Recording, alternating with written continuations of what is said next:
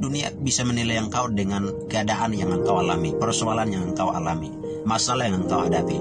Tetapi firman Tuhan bilang begini, jadi siapa yang ada dalam Kristus, ia adalah ciptaan yang baru. Yang lama sudah berlalu sesungguhnya, yang baru sudah datang. Artinya bahwa kita di dalam Kristus, kita benar-benar bertobat, maka Kristus menciptakan kita menjadi manusia yang baru dalam kerajaan Allah.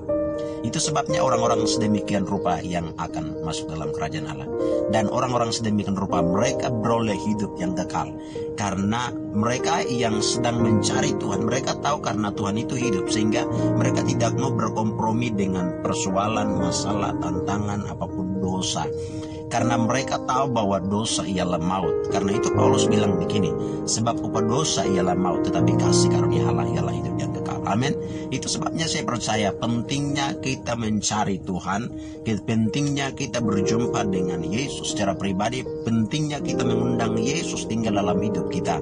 Dan yang kedua, pentingnya kita harus mengalami kelahiran yang baru dalam Kristus Yesus. Artinya kita harus mengalami pertobatan. Karena pertobatan adalah awal dari pemulihan hidup. Selain Tuhan pulihkan hidup kita, selain Tuhan menyembuhkan kita, Tuhan juga meteraikan kita menjadi manusia yang baru. Dan orang-orang sedemikian ini yang akan masuk dalam kerajaan Allah. Karena itu firman Tuhan bilang begini, jadi barang siapa yang tidak bertobat, mereka tidak akan mendapat bagian dalam kerajaan surga. Karena itu penting sekali bagi setiap kita. Saya hargai engkau mungkin sebagai seorang pejabat, saya hargai mungkin engkau sebagai seorang pengusaha, seorang bisnismen, seorang punya segala sesuatu.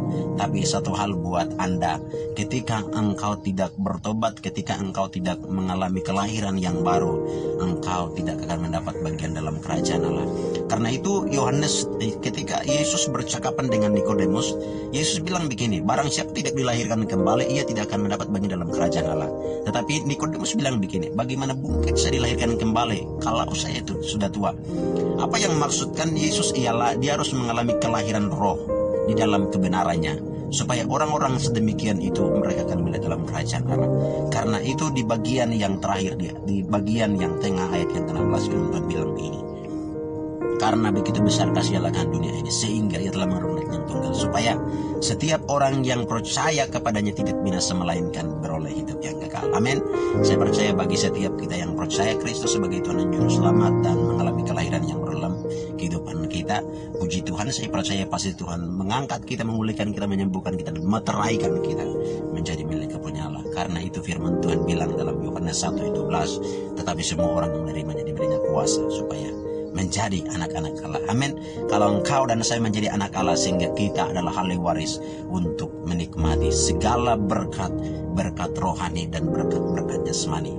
Itu sebabnya saya percaya bahwa suara kebenaran di hari ini biarlah menjadi berkat, menjadi kekuatan, menjadi perisai, menjadi kota benteng dalam kehidupan sehari-hari kita. Jangan lupa kata yang terakhir, ubahlah sikapmu, ubahlah karaktermu menjadi karakter Kristus. Seperti Kristus hidup, engkau pun harus menjadi hidup seperti Kristus yang hidup.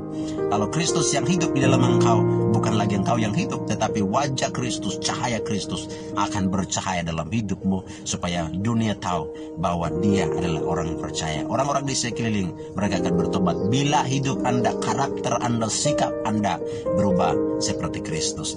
Amin. Saya percaya bahwa firman Tuhan dan suara kebenaran di hari ini menjadi berkat buat kita sekalian. Puji Tuhan, Tuhan Yesus memberkati. Salam sukacita. Biarlah suara kebenaran, suara sukacita, suara kebenaran yang memerdekakan kita menjadi kekuatan dan keselamatan hidup kita. Puji nama Tuhan, Tuhan Yesus memberkati.